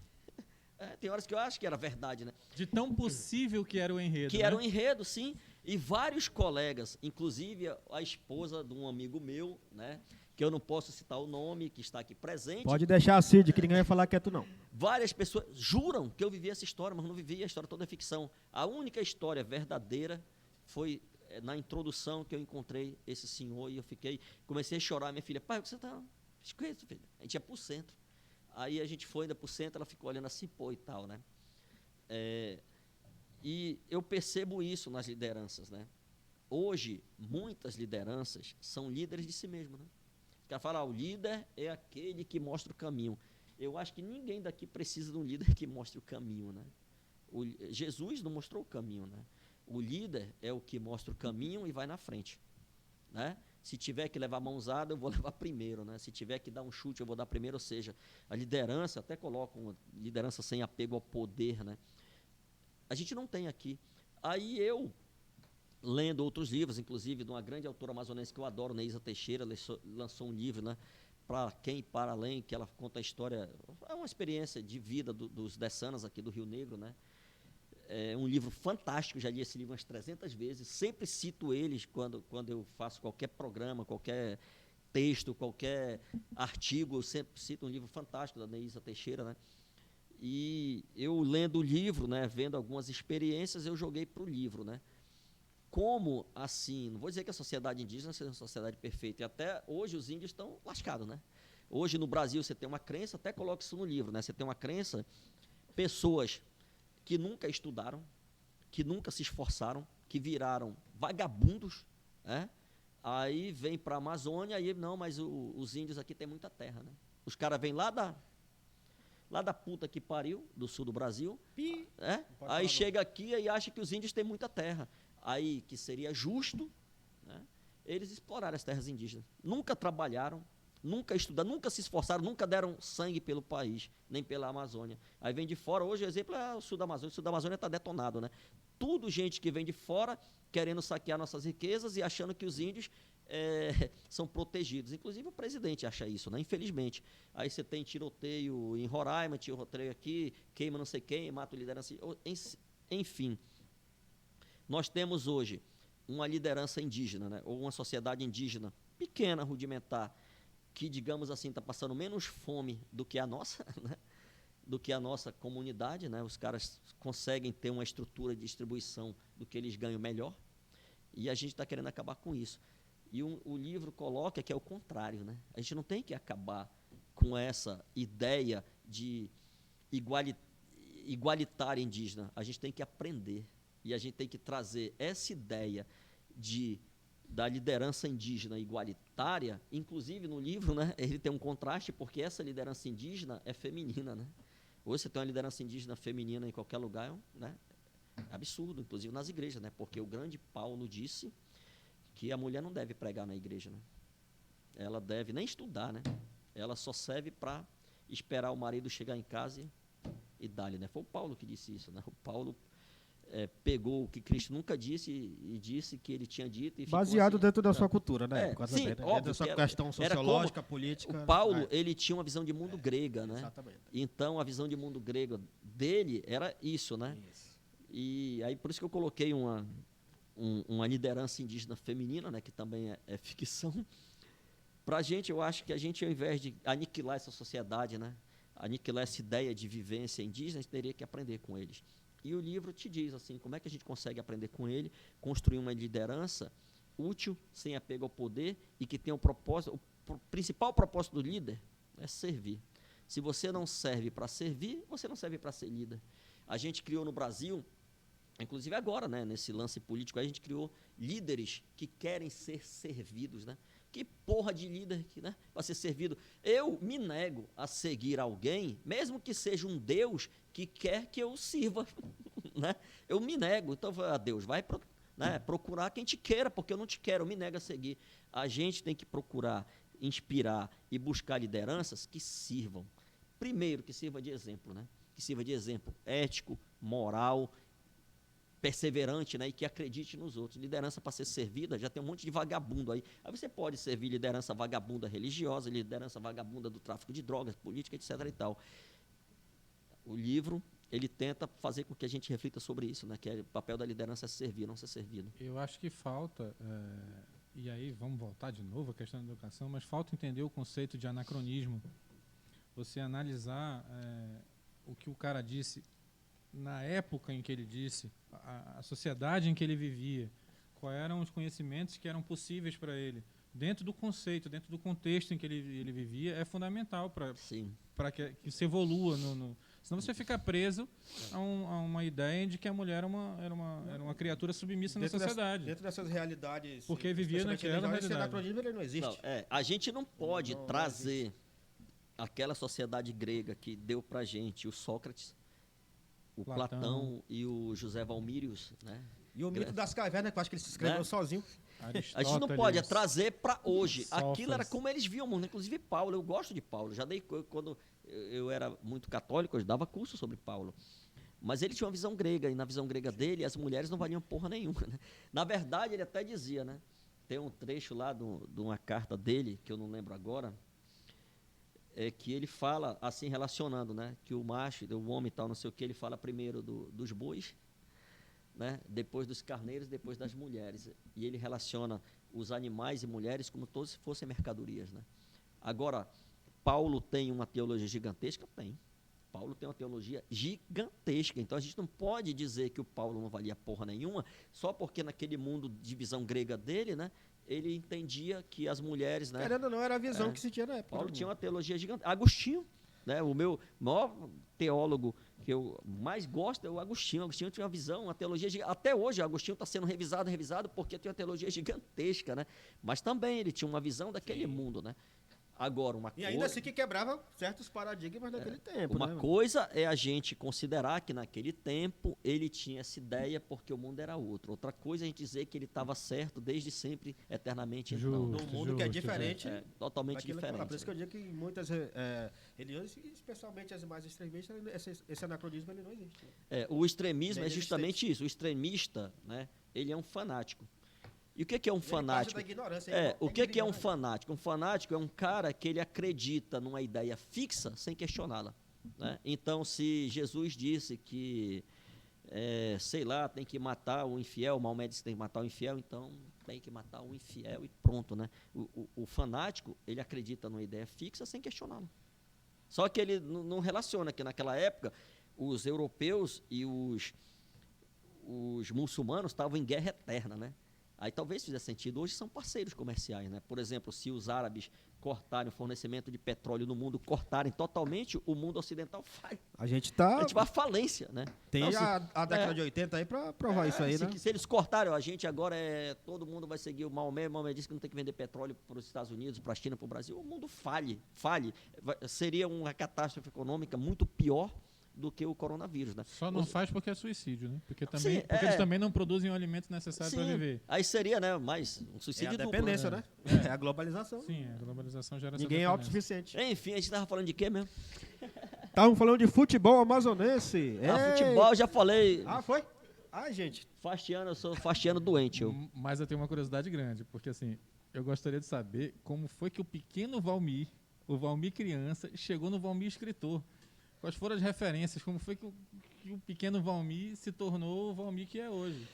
Quando eu tinha 10 anos, eu estava voltando ali daqui da Beira Rio, aqui, a gente vinha tomar banho, eu estava voltando e um disco voador parou sobre mim.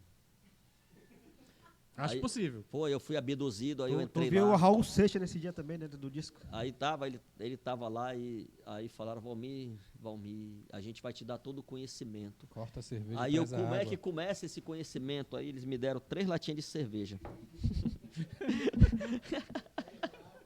Aí eu comecei a beber, quando eu olhei, a gente já estava em Marte. Aí tinha um bar bacana em Marte, né? Não tem aquele filme lá Tem, do 3 Schwarzenegger? peitos. 3 peitos? Essa era 33 peitos. Uma caramba, pelo menos. 33 peitos. Não dormia mais, só mamando. Não, e cada peito era um lance de cerveja. Resumindo, fiquei numa orgia por quase 2 anos. Acordou na terra já. Acordei na compensa de novo. Já escreveu esse livro? Porque se não escreveu, eu vou ler. Não, esse é. Aí eu falei, caralho, né? Pô, passei 2 anos com esse extraterrestre, filho de uma puta, né, bicho? Poderia me levar para um monte de civilização há 50 mil anos, né? Mais avançada que a gente, me deixaram na compensa de novo.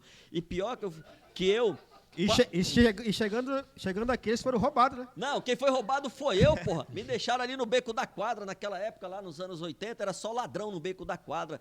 Aí eu compensa? cheguei... alguns ladrões, né, naquela... Poderia até citar o nome aqui, mas tem uns que hoje que eram ladrões, que hoje são pastores, eu prefiro não citar o nome. Aí me deixaram no Beco da Quadra e antes de chegar em casa, me assaltaram. Só não fui estuprado porque teve um que me conheceu. Aí falou, dá-lhe só 3 mãozadas, a bunda não. E corta o peito dele. Enfim, é verdade, né? Eu juro que é verdade. Eu tenho uma Bíblia. Enfim, não. Como é que a gente transcende? Estudando, né? A minha mãe, Dona Letícia, né? Meu pai, ele queria que eu trabalhasse. Eu até lembro que meu pai conseguiu um emprego para mim, ele falou uma coisa, chegou lá, era para cavar, um monte de buraco. Aí eu disse, não vou cavar, pô, porque se eu cavar aqui, eu chego em casa morto, não tenho como estudar. Aí voltei para casa, eu fiquei pensando assim, 2 horas, o que eu vou dizer pro meu pai, cara? Meu pai é meu herói, né? Meu pai é meu herói, pô, o que eu vou dizer pro meu pai que eu não vou ficar nesse emprego, né? Que vai acabar com meus estudos. Eu criei coragem, fui lá com ele, aí, meu filho, como é que foi, pai? O cara me mandou embora. Mas aquele cara falou para mim que ia prometer emprego. Pois é, mas ele falou que eu não sirvo para o emprego. Eu sou meio afeminado assim, né? Na hora de cavar, eu ficava lambendo. Eu também sou. Teve uma vez que eu fui cavar um buraco com uma marreta. E eu pegava das 2 mãos. Aí, ao invés de cavar, eu ficava lambendo o cabo. Não consegui, não sei porquê. Aí o papai, não, meu filho, tudo bem. Não, eu falei para ele, pai, é o seguinte, ó, né, se eu for fazer isso aqui, eu vou chegar em casa morto, tenho que estudar. E assim, a minha mãe, né? Ela sempre contava história pra gente que 1 ano na vida dela, lá no interior que ela morava, tinha uma professora, né? E a professora só ia lá pouco tempo e tal. E a minha mãe sempre estudou, sempre incentivou a gente a estudar. Aí chegou assim, você não é ninguém no mundo, aí qual é a sua referência? São seus pais, né? Então meus pais também, graças a Deus, não eram ninguém e não tinham pretensão de ser ninguém, eu também não tinha pretensão de ser nada, aliás, até hoje eu não tenho. Mas aí você começa a se apaixonar pelo estudo, né? Você começa a ver que o mundo é maior do que te contaram, né? Até conto uma história nesse livro aqui que... Depois eu conto, do meu pai, né? Você vê que o mundo é grande. Aí você vai ficar, como diria o Santo Agostinho, né? O cara que fica em casa é como alguém que só lê uma página do livro, né? Só sabe a introdução. Aí você tem um livro de 200 milhões de páginas. Eu acho que essa é uma das coisas mais importantes da vida humana. A comunicação e a escrita, que você consegue passar suas experiências para os outros. Aí os outros pegam suas experiências e transformam em outras experiências e outras e outras e outras. E um dia a gente vai chegar em Marte, né? Com todas essas experiências. E já deveríamos ter chegado se... O foguete lá do Jeff Bezos não tivesse caído. Se lá na biblioteca de Alexandria não tivesse o doido que tivesse tacado o fogo lá. Fogo, provavelmente, né? Provavelmente. Porque o Erastócio tinha descoberto... E digo mais, não tivessem tacado fogo aqui na biblioteca dos astecas, dos incas. Dos incas também, né? Também, Os astecas principalmente, que conheciam muito do sistema. É por isso, Bruno, Valmir, que eu tenho... Aí, só para concluir, Sônia, te cortando, né? Aí você descobre que o mundo é muito grande, né? Você começa a ler, depois você está envolvido por aquilo. E quando você está envolvido com algo que você acredita, não tem como voltar atrás, né? Eu já estou com outro livro quase pronto, né? Então não tem como voltar atrás. E o que eu acho bacana dos meus livros é que todos não é uma continuação, né? Não tem uns caras, né? Continuação assim. Tem um colega meu que escreveu uns poemas aí, né? Agora o livro dele, 2, né? Livro 2, livro 3. Colega meu aí que está no livro, né? Tem algumas histórias dele, enfim. Meu livro não tem uma continuação assim sobre aquele tema, né? Já deu para perceber, né, que, enfim, aí você vai sendo consumido por isso e depois não tem como parar, né? Então aquele Veneno do Escorpião não foi teu que escreveu aquele do... Não. Né? Que foi conta a história acho que da menina que era surfista lá, da Bruninha. Não, Bruninha. Não foi tu que escreveu não, essa trilogia aí? Enfim, né? E é isso que eu falo pra galera, a minha filha mais nova, Marina, a mais velha, Letícia, o sonho dela sempre foi ser dentista, né? Se esforçou, estudou pra caralho. São adolescentes? Dentista não, desculpa, é médica, né? Já está no 3º ano de medicina, né? Então, assim, ela é doente, né, por medicina. Quando começou o coronavírus, que a faculdade interrompeu as aulas, se inscreveu num curso online, acho de Harvard, né, e tal, sobre medicina, enfim. A pequena quer fazer cinema, né? O sonho dela é fazer cinema. Então, eu falo, ó, você tem que acreditar, né? Eu vejo muitos garotos, muitos adolescentes conversam aqui na Compensa, estou na Compensa, galera, cara, o que eu faço para ganhar dinheiro? Faz um seguro e morre. Né? Todo mundo que faz um seguro de vida e morre, quer dizer, ele não vai receber, né? Mas, né, a gente não ganha dinheiro para Inclusive, eu tô morrendo, só não fiz seguro ainda. Então, agora você quer ganhar dinheiro sem morrer? Estuda, bom, caralho. Bom, estuda. E essa busca aquilo que você quer. Que você gosta, acredita num sonho. E essa molecada de hoje, ela sai do Mobral, já quer estar ganhando 50 mil. Né? Então, você trabalha numa empresa, aí você ganha 1.000, depois você é promovido 2.000, 5.000, 10.000, depois você está ganhando 30. A molecada já quer começar com 30. Se não for 30 mil, eu não trabalho. É assim, eu falo, meu irmão, acredite num sonho. E eu posso dizer, existem milhões de pesquisas, todo mundo pode dizer que uma das partes mais importantes da vida não é ganhar dinheiro, né? Dinheiro é fácil ganhar. Dinheiro é fácil ganhar. Você, inclusive, vendendo o seu corpo, né, mesmo? É o que eu estou fazendo ultimamente. Difícil é você ter um padrão de vida que você sonhou, fazendo o que você gosta com os outros, né? É mais importante você fazer o que você gosta, né, e ganhar o que você ganha do que você... Dinheiro, isso tem bilhões de pesquisas, não sou eu que estou dizendo que tem bilhões de pesquisas, né? Dinheiro, ele só é importante até um limite, né? Tem até um livro que o cara fala, parece que o limite é 10.800, não sei, alguma coisa de 800, né? Que é um limite baixo, né? Pra gente, né, e tal, enfim. Mas fazer o que você gosta não tem preço, né? Você acordar todo dia e dizer, cara, foi isso que eu sempre quis fazer na minha vida. Então, se minha filha quer fazer cinema, se ela vai ser um Spielberg, né? Se vai ser um Jimmy, né, daqui, né, que entre o Jimmy e o Spielberg tem bilhões, né, no meio, para mim não interessa. O importante é que ela acorde todo dia e diga, foi isso que eu quis fazer, e eu aprendi isso com meu pai. O Silvino, que gravou aqui a Amazônia inteira. Isso remete àquilo que a gente falou lá no início, da questão dos pais, eles... Da questão também não é culpa deles, né? Também tem toda essa realidade, mas de motivar as crianças para o conhecimento, para aquilo que elas querem, né? Teve um amigo meu que uma vez ele... Mas ele está aqui no estúdio também. Quem? Tu está citando um monte de amigo, eu também. Eu só estou citando um. É porque eu sou diferente do Roberto Carlos, né? Eu tenho 1 milhão de amigos. Aí, ele queria ter, né? Você já tem. Já tenho 1 milhão de amigos, graças a Deus. Inclusive, eu me sigo lá no Facebook, só tenho 150 até agora. Então, eu tenho 150 e 149 eu não conheço. Aí ele queria falar assim, poxa...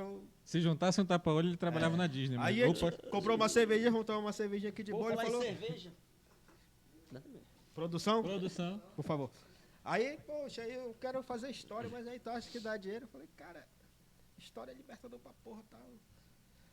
Pra mim, é uma coisa que eu levo pra mim, assim, que eu acho que o que você faz, aquilo que você estuda, e pra fazer, o dinheiro ele é consequência, cara. Sucesso ele é consequência daquilo que você emprega dentro daquela atividade. E se você emprega ela com afinco, com amor, com dedicação, sucesso é inevitável. Né? Então, graças a Deus, ele seguiu o conselho.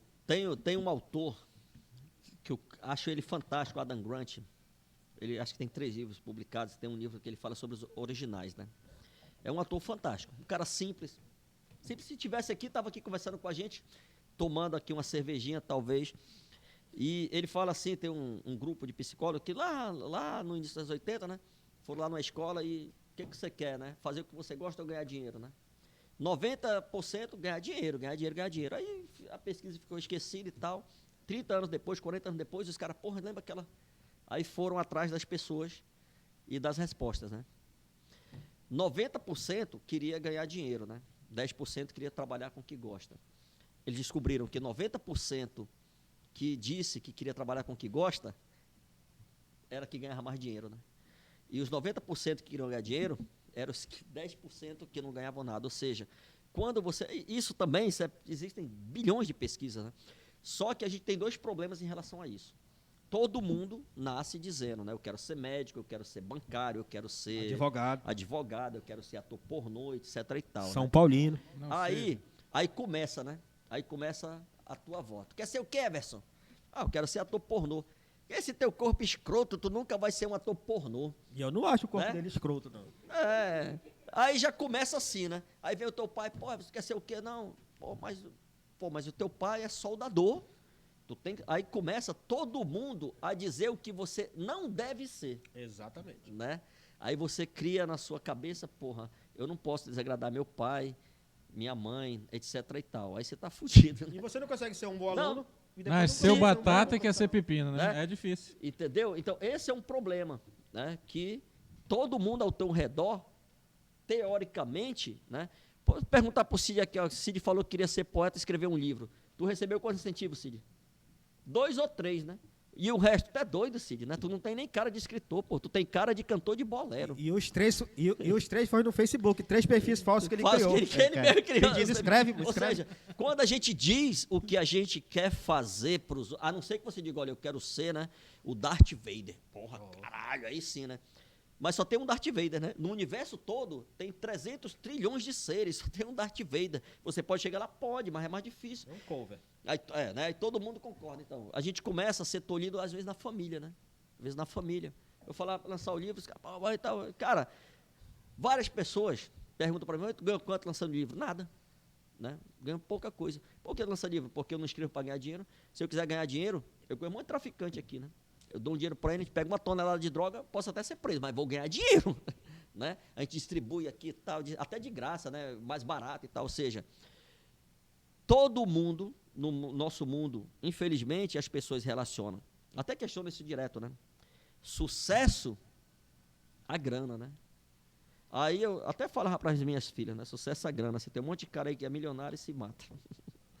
Então, sucesso não é ter grana, né? Porque se sucesso fosse ter grana, ninguém se matava, só se matava pobre. Todo dia a gente passava aqui na ponte e tinha 300 mil pobres aqui da Compensa enforcados, né? Mas eu passo aqui na ponte e não vejo enforcado, Eu vejo quem se mata, é o cara aqui, né? Era milionário. E a gente, na nossa família, né? Por isso que as minhas filhas, sempre falei, eu não crio as minhas filhas para mim, eu crio elas para elas. Já muita gente aqui, não, eu quero, tem que obedecer, não tem que obedecer nada. Às vezes dói, é difícil, né? Você lidar com certas personalidades, mas eu crio minhas filhas para o mundo delas. Porque depois eu vou morrer e, graças a Deus, eu vou ser esquecido. E os meus problemas acabaram, né? Eu não vou ter mais conta para pagar, entrevista para dar, né? Ressaca para curar, confessionário para confessar, não vou ter mais nada, eu vou morrer e vou ser esquecido. Eu crio minhas filhas para elas, porque elas vão criar o mundo delas. Acho que na nossa família, o primeiro erro é quando a gente quer que os nossos filhos sejam igual a gente. Né? Façam o que a gente faz, acreditem no que a gente acredita e sigam o nosso exemplo. Aí depois vem a escola, né? Por exemplo, estudar no quarentão, quer ser o quê? Quer ser economista. Tu é doida? Estudando aqui, tu nunca vai ser economista. Isso é tu que está dizendo. Né? Aí quando eu passei no vestibular, que eu fui lá pegar o meu diploma, que tinha que levar, o cara, quero meu diploma, o diploma só daqui a 8 meses. Mas eu preciso para me matricular na UFAM. O cara, o quê? Tu passou no vestibular? Passei. Tu passou no vestibular? Passei. Era uma vitória. Tu é doido? Não, eu vou conseguir amanhã, entendeu? Entra aqui. Fui lá na secretaria, Valmir passou no vestibular e tal. Ou seja, eu estudava num colégio que os próprios professores diziam que eu não era ninguém. E que eu não podia ser ninguém. Eu morava na Compensa, o máximo que eu podia chegar era conseguir uma boca. Né? Aí ia lá com o Zé Pequeno, essa boca aqui agora é tua, Valmir. Tu vai gerenciar essa boca, né? Então a gente tem a nossa família que não acredita na gente, não apoia, e tem um bando de professor filha da puta que acha que tu mora na periferia, estuda num colégio de periferia, que tu tem que ser periferia. Aí a gente tá fudido, né? E só defendendo um pouquinho a questão da maioria das nossas famílias brasileiras, a gente vai puxar lá para a pirâmide de Maslow, pelas primeiras necessidades, né? Eu acho que, eu tenho certeza, não tenho um dado estatístico para isso, mas eu tenho certeza na minha convicção. Informação tirada do? Convicção. Do Facebook. Não, das diversas experiências que a gente tem nas famílias brasileiras, e principalmente locais e mais próximas da gente, né? É que as pessoas, quando elas induzem um filho a ser um advogado, a procurar uma medicina, a procurar... Status. não é só status, é mudar a própria realidade financeira. Geralmente, muitas famílias vêm de uma necessidade muito cruel. Status, e no Brasil, no mundo todo, o maior status é o financeiro. Né? Sim, com certeza. Por exemplo, eu coloco isso no livro, existe um crime ostentação. Por que muito moleque quer entrar no crime? Porque ele vê criminoso com carrão, camisa de marca e tal. Um dia desse eu vi Então, um menino de 10 anos de moto. Tem um De crime, verdade. tem um crime ostentação. E como o crime sabe que a galera, né, as famílias são perseguidas por essa mentalidade de que sucesso é sucesso financeiro, né? Aí o crime também sabe disso, pô. Aí ele ostenta, né? Ele ostenta para atrair pessoas para aquela realidade, enfim. A história da moto é real, viu, gente? Sabe qual é a coisa mais difícil na vida? É você, até coloca isso nesse livro, a coisa mais difícil na vida é você se libertar do peso do passado. A minha mãe, eu acho que ela não assiste internet, né? Cuidado. Assim, não assiste. Você se libertar do peso do passado é difícil, viu? Mas você só consegue ser você mesmo. Você só consegue fazer aquilo que você quer, que você gosta. E ter a vida que você quis se você se libertar do peso do passado. Se você ficar preso ao passado do seu pai, da sua mãe, dos seus avós, você está fudido. E pior também, né? Se você for querer viver num futuro que é reflexo do peso do passado, né? Tipo assim, o teu avô sonhava em ter um filho, sei lá, economista. Então, tu tem que ser economista. Mas só que tu quer ser cabeleireiro, por exemplo. Aquela herança intelectual que tem que ser, né? Enfim, é cruel. Por isso que eu sempre falei para minhas filhas, eu espero que você seja o que vocês querem ser, né? Às vezes é a transferência do sonho, né? Ele Sim, não, sim. ele não É, pôde é. ser, Sim. e aí ele Uhum. transfere esse Transfere. sonho. E às Pro vezes filho, pro aquela neto, questão pro- do status E- também, e- que o cara queria ser aquilo, por quê? Porque o médico ganha bem, porque o advogado ganha bem, então a gente... Quando eu falo para as pessoas que minha filha está fazendo medicina, a primeira coisa que eles falam, porra, cara, tá rica, né? Ninguém pensa, né, que ela está fazendo medicina porque ela sempre quis, porque ela se sente bem, porque ela acha que pode ajudar um monte de pessoa a ter uma vida melhor, né? Uma vida mais saudável, né? É só pela questão do dinheiro, cara. Né? É só pela questão do dinheiro. A minha também, salve Bruno, eu estou pensando na questão do dinheiro, tá? Leva lá para casa. Não ouça o que ele disse, né? Mas enfim, aí a gente cria um mundo, né, gigantesco de pessoas com muito dinheiro, frustradas, né, infelizes, egoístas, né? A gente nunca teve tanta riqueza no mundo e a gente nunca teve tanta gente passando fome, né? É uma vergonha. É uma vergonha, né? É uma vergonha. A gente hoje já não se vê. A gente se vê assim, tipo aqui, né? Eu aqui desse lado, vocês do lado de lá, né? A gente não se vê nós, né? Nós não somos nós. Sou eu e vocês. E vocês que se fodam. E pior também, no mundo ainda tem assim, né? Antes eu lembro, você tinha a dizer, Sônia, eu concordo parcialmente contigo. Né? Não, beleza, né? Hoje, tu não pode concordar parcialmente. Nem discordar. Ou tu concorda, Ou tu discorda. ou tu desconcorda. Não é mais nem discorda, agora é desconcorda, né? Hoje é assim. Não, então, se o Cid desconcorda de mim, ele não vale porra nenhuma. Né? Foi meu amigo 30 anos, sempre na falsidade. Aí, em 1 minuto, o cara virou falso, filho da puta, etc e tal. Torna-se inimigo, né? Eu acho que hoje a gente precisa restabelecer o diálogo, né? Não, Sônia, concordo contigo, se a gente falar, por exemplo, sobre o cristianismo, né? Nesses 3 pontos, mas nesse eu, né, não concordo. Normal. Depois de 3 socos, Eu tinha, Hoje- eu tinha falado de um elemento, o não, incentivo à violência, como um dos elementos de ruptura ao Estado democrático. E a divisão da sociedade dividir para conquistar. é um dos outros elementos, né? Dividir a sociedade em antagônicos, o cara que pensa diferente de ti ser teu inimigo, ele é outro elemento que corrobora, que incentiva Sim. a ruptura democrática. Sim. E a gente... Porque aí tu usa o cara que pensa de discorda de ti como inimigo. E Como aí inimigo. tu levanta essa bandeira e E- vai incendiando. E justifica a ideia do teu ídolo, né? Sim. Não, tá vendo? Né? Ele é contra, ele pensa diferente, então ele é contra mim, né? A galera usa ameaça comunismo em pleno século Não, XX. mas isso aí precisa... Vamos respeitar, né? A gente precisa ser justo porque ele não nasceu de agora. Ele nasceu de um pouco antes. Né? Quando alguém disse lá, somos nós e eles. Por exemplo, eu sou um cara que, eu gosto do centro, eu gosto de absorver as ideias para a gente trabalhar junto.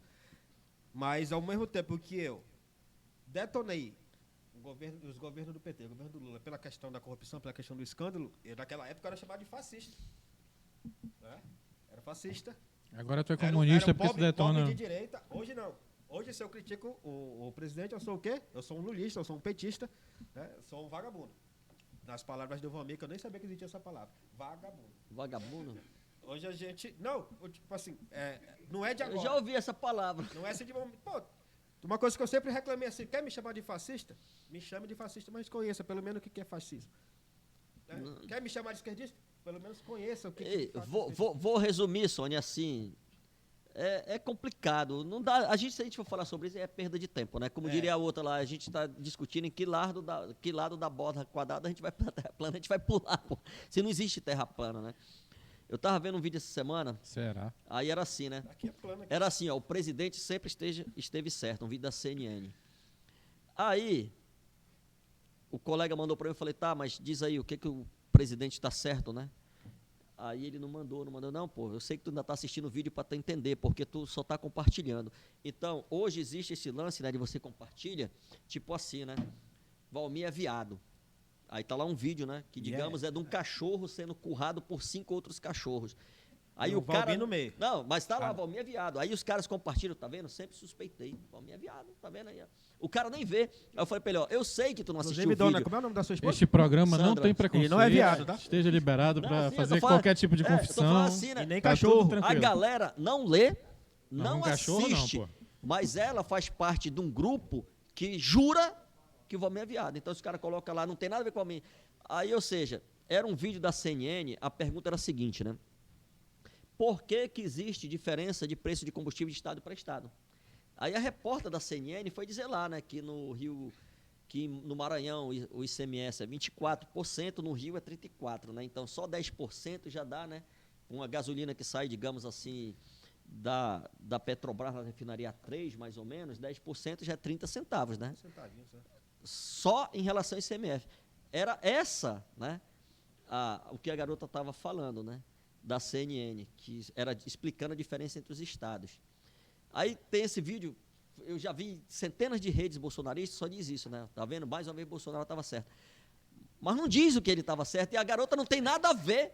Só como esse meu amigo que compartilhou, eu perguntei para ele, eu falei, tu não viu o vídeo? Não, é que nem aquele meme, tem um desafio agora. Agora eu desafio vocês, governadores, diminui lá o...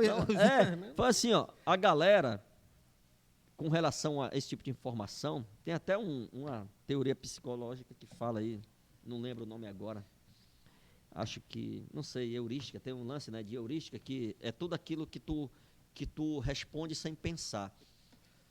O cérebro... Eu chamo isso de reativo. Não, o nosso cérebro é um Ignorância, cérebro... não? Não, o nosso cérebro é um cérebro filho da puta, né? Então, existem muitos processos, esse livro é do Daniel Kahneman, né? Ganhou prêmio Nobel de Economia, mas ele é psicólogo, 50 anos de pesquisa, depois gerou vários livros. Existem processos mentais chamados de heurísticas, que é o seguinte, o cérebro, para economizar energia, quando você fala alguma coisa ou pensa alguma coisa, ele já responde sem te consultar. O que tu está falando não é o que tu está falando, pensando, ouvindo ou dizendo. É o que ele já, entendeu? Isso é normal. Todos nós temos esses... É natural. Isso é natural. Universo, o cérebro tentando economizar energia, que o cérebro é 20%, né, da nossa massa, mas consome 80% da energia do corpo, né? Então, as heurísticas, né, são formas que o cérebro encontra para economizar energia e já te dá uma resposta rápida, Gatilhos também, né? Isso não é problema, isso é natural, todo mundo tem. Aí só que tem um lance dos vieses cognitivos, né? Os vieses é quando você, não é, confia totalmente nessas heurísticas. Outras pessoas não, né? Peraí, né? É tipo assim, você vê um negro, né? Aí você tem uma heurística lá que diz que todo negro é ladrão. Né? Aí já é natural, né? Você tá aqui na rua escura, vê um negão do outro lado, você vai para o outro lado porque, né? E tal. Digamos assim, não estou dizendo que seja verdade, só dando como exemplo. Aí o viés cognitivo é toda vez que você vê um negro, você muda sem questionar. Mas aí, né, o cara que questiona, ele, não, pô, mas esse cara aqui é o Cid, pô, né?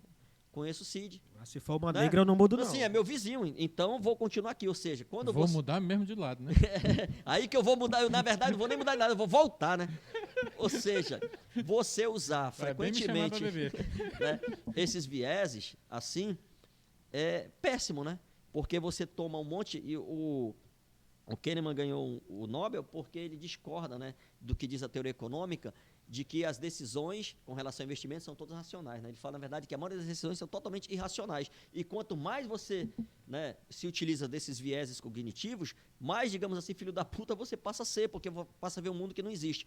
Então, essa galera que não lê e que compartilha, jurando que é verdade, se você abrir lá, né, tipo assim, né, tem tipo aqui uma sereia, não tinha uma sereia aqui que apareceu inclusive, aqui na Praia da Lua? Inclusive o meu amigo é sereia também. A galera compartilhava, nem via que era, né, um lance ridículo, né? Tá vendo? Photoshop da pior qualidade. Então, essas pessoas... Era uma roupa. Elas sofrem, né? Era uma roupa, né, desses vieses, entendeu? Então, elas não questionam. Aí, quem são essas pessoas? Pessoas que não chegam em lugar nenhum, né? Porque sempre confiam nesse lance de que o cérebro tá te dando a melhor resposta. Nosso cérebro é um filho da puta, velho. Ele é um filho da puta. O nosso cérebro, até dizem que existe um mundo meu e o do meu cérebro. Se você quiser ser uma pessoa bacana e compreender o mundo, coloca o seu cérebro ali no canto e deixa ele aprisionado. Aí você pensa por você. Se você deixar o seu cérebro pensar, ele vai fazer o que ele quer, pô. Enfim. Por isso que eu não vou nem falar o que o meu cérebro tá pensando agora. Mas eu espero que o Valmir não tenha tempo, não tenha hora para ir embora, porque eu ainda estou curioso. Ele é economista, né, de formação. Ele é economista de formação. A gente tem mais alguns minutinhos aí, porque já estamos aqui há 2 dias. Aí a gente tem que... E imagine a quantidade de álcool mesmo. O pessoal tá sem dormir já faz 2 dias. A gente pode dar uma pausa? Não, quando a gente pausar, pausou de vez. Pausou. Pausou de vez. Mas 5 minutos, Mas pelo menos me responda... Qual a percepção do cenário econômico atual? Assim, quais são as políticas econômicas que estão degringolando para o Brasil estar numa inflação crescente, a renda diminuindo, o pessoal agora deixando de comer até carne, porque o valor está subindo cada vez mais? Agora, eu também queria saber, se tiver alguém na plateia que tem essa resposta aí, né? Diminuiu a quantidade de bois. Não, lá no jogo do milhão, tu tinha pergunta para os universitários. Cara, é complexo. Assim, ó, vamos simplificar, dividir em 2 partes o problema econômico do mundo. Primeiro é o coronavírus, né? Que não dá para dizer que não teve um problema. Segundo, é que o governo brasileiro, desde que ele assumiu, ele não tem uma política. Ele não tem política, ele não tem plano. O governo brasileiro, eu falava isso 2 anos atrás, ó, essa equipe aí não tem projeto de país. Então, um país, digamos assim, nos Estados Unidos, a União Europeia até a Inglaterra, são países em que o Estado é pequeno em relação à economia. O Estado é pequeno em relação à economia, né? Então, algumas decisões do Estado não impactam em nada. No Brasil, o Estado é muito grande, porque o Estado tem a Petrobras, né? Porque o Estado tem o BNDES, porque o Estado tem um monte de empresa e o presidente... Não é esse presidente, né? O governo, ele tem 100 mil cargos, né, de nomeação. O presidente mais poderoso do mundo, que é o americano, deve ter 100, 200, sei lá. O Brasil tem 100 mil. Né? Então, o Estado brasileiro é muito grande na economia. Aí você tem a crise econômica e você tem um Estado que não tem projeto. Não tem projeto. Resumindo bastante a reforma tributária, né? Tinha uma reforma tributária na Câmara, tinha 2 reformas tributárias na Câmara. Aí o governo, não, a reforma tributária é nossa, mandou a reforma tributária. O ministro da Economia, o senhor Paulo Guedes, que mandou a reforma tributária, o país precisa de uma reforma tributária urgente, ele já disse que do jeito que ela teve tanta emenda, né, do jeito que ela vai ser aprovada, ele prefere que não seja aprovada. Vai dar... Ou seja, não tinha projeto, né? Você já tinha aí 4, 8 anos uma agenda de reforma tributária caminhada, eles mandaram outra que ninguém entendeu. Mandaram, só para dizer que mandaram, aí não tinha notas explicativas, não, a gente vai mandar, depois a gente manda. Aí mandaram, né, enfim. Ou seja, fizeram uma reforma tributária na base do copiar-colar, né? O que o Sony quer? O Sony quer menos ICMS no imposto lá de Manaus, assim, entendeu? Aí, resumindo, virou algo sem sentido, né? Que o próprio ministro, você vê, né? O ministro disse que ia fazer reforma da Previdência, tributária e administrativa. A reforma da Previdência que eles mandaram não passou, que passou foi a do Temer, né? A reforma administrativa não vai passar nos termos que eles querem, e a reforma tributária, o próprio ministro disse que ele prefere que não passe. Eu acho que é a mais difícil. Então, hoje no Brasil, a questão política, na economia interfere bastante, né? Eu falo para os caras, ó, começou os campeonatos europeus, lotado.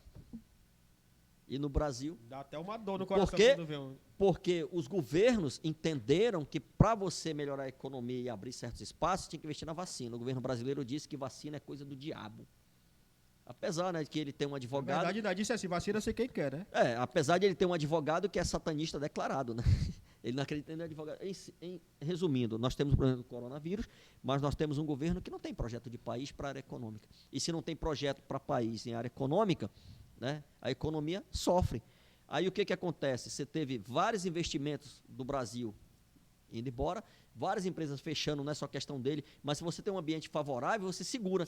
Por que você não segura? Porque você não tem perspectiva. Está sempre ali na corda bamba. Então, o que eu tenho lido é que a maioria dos economistas de respaldo nesse país tem falado que a política está atrapalhando a economia. E que no Brasil, né, diferentemente de outros países, a gente vai demorar mais a se recuperar. Estamos chegando ao final, e só para finalizar isso, deixando aquela deixa ali, né?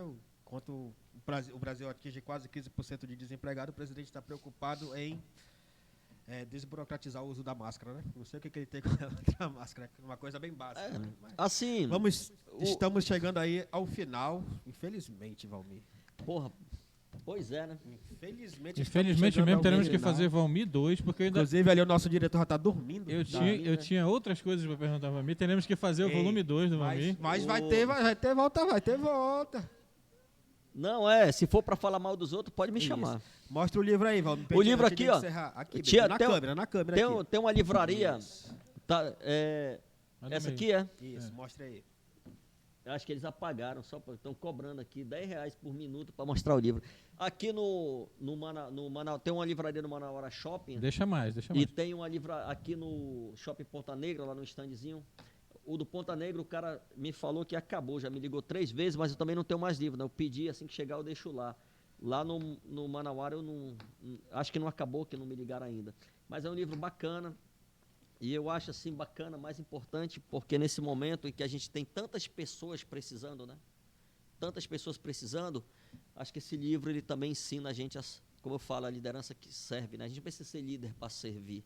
Para servir, basta você querer. Nessa pandemia toda, como eu falei, eu saí com a minha filha para entregar comida, né? Aí a minha filha fez o aniversário, a gente não fez aniversário, arrecadou cesta, né? Um monte de cesta, um monte de gente colaborou, a gente foi entregar cesta, inclusive com o Sheldon na chuva, né? Ela foi lá com a gente, eu vou ser o Balbi, né? E a gente vê assim como tem gente do nosso lado, né? Que precisa de ajuda, né? Às vezes a gente só está tomando nossa cerveja, né? Sem se incomodar e tal. Naquele dia lá, fui para casa com ela falando, pô pai, né? A gente está aqui na nossa casa, no nosso conforto, a gente não imagina que existe tanta gente precisando, né? E se você não puder servir, você não serve para ser líder, né? Não serve para nada. Na verdade, se você não puder servir, você não serve para porra nenhuma. Eu vou deixar uma pergunta para o Valmir, que ele vai responder nas redes sociais dele, para quem seguir. Eu gostaria de saber se há como a gente desonerar o Brasil com a máquina do tamanho que a gente tem. Segura aí. Não. Segura, já respondeu, cara. Não tem. Segura a gente. Quais são as redes sociais do Valmir para a galera seguir, conhecer? Antes de você fazer uma reforma, sempre defendo isso há 20 anos. Antes de você fazer uma reforma tributária para desonerar o contribuinte, principalmente o contribuinte de baixa renda, você tem que fazer uma reforma administrativa. É inadmissível que, por exemplo, na Suécia, o cara tem um cartãozinho dele, né, que ele pode gastar, sei lá, 1.000 euros por mês, né? E aqui o cara pode gastar, por exemplo, a Flor de Lis, né, assassina, não sou eu que estou dizendo, né, foi a Justiça do Rio. O Ministério Público que acusou, né? Que acusou, ela condenada, né, na verdade o Ministério acusou, o juiz recebeu a denúncia, né, ela vai, acho que está presa, né? Gastar 1 milhão, quase 1 milhão por ano, né? Aí, eu estou falando da Flor de Lis, né, de uma bandida, né, uma líder evangélica bandida, né, que está presa. Se ela não for bandida, então a justiça vai soltar amanhã. Não é bandida, não. Mas eu não acredito que ela vai ser solta amanhã, né? E tal. Gastar 1 milhão, Cecília as câmeras aqui, né? Líder evangélico também, não estou dizendo que ele é bandido, mas líder evangélico. Ou seja, enquanto a gente não acabar com essa mamata de cartão corporativo do presidente, né? Enquanto a gente não acabar com essa mamata e no judiciário, né? Enquanto a gente não acabar com essa mamata. É uma coisa que envolve os poderes, não tem. Nos 3 poderes. Enquanto a gente não falar o seguinte, ó, você aqui é deputado, vereador, senador, você só vai ganhar tanto. E você só tem um cartão de tanto. Não dá para fazer. Qual é o problema da reforma tributária? É que o governo sabe que tem que fazer uma reforma tributária para desonerar todo mundo, mas aí ele vai ficar no prejuízo, né? Como eu falo, é o cara que chega lá, a filha chega, pai, vai aumentar a mensalidade da minha escola. Ele, então, vou te tirar da escola. Aí ela pergunta, por que o senhor não para de beber todo dia? Então, o governo brasileiro, nos 3 poderes, ele bebe todo dia. E escola que se foda. Enquanto a gente não fizer uma reforma que acabe com esses privilégios que todo mundo odeia, que são immorais, né? O judiciário brasileiro é um dos que mais ganha no mundo, é um dos mais ineficientes. Por exemplo, na Inglaterra, 85% dos homicídios, isso eu falo no segundo livro, são solucionados. No Brasil, só 5%. Né? Um juiz na Inglaterra ganha menos que um juiz brasileiro, mas eles solucionam 85% dos homicídios, no Brasil só 5%. Se for para ficar só com 5%, acaba com o judiciário e a gente resolve. Isso aí. Na porrinha. Na faca. Olha só, infelizmente a minha ampulheta disse que o tempo acabou. Acabou, né? Caiu. Já. Infelizmente a ampulheta disse que o tempo acabou a areia da ampulheta. Esse foi o Caboclo Urbano dele, já quero agradecer a participação do nosso amigo Valmir. Aqui é o meu parceiro Bruno, que a gente vai estar aí na frente desse projeto. Contamos muito com o apoio de todos os amigos e todos vocês que gostam de um bate-papo diferente, de um bate-papo construtor, né? Eu vou pedir para que o Valmir deixe, né, das suas redes sociais aí para a câmera. Qual é a câmera dele aí, deputado? Já, calma. Qual é? Calma. Tanto faz? Isso. Tanto faz, como eu tenho um rosto bonito assim, né, e tal, para mim a câmera... Eu agradeço, não tem, assim, não sou muito fã de rede social, não, né?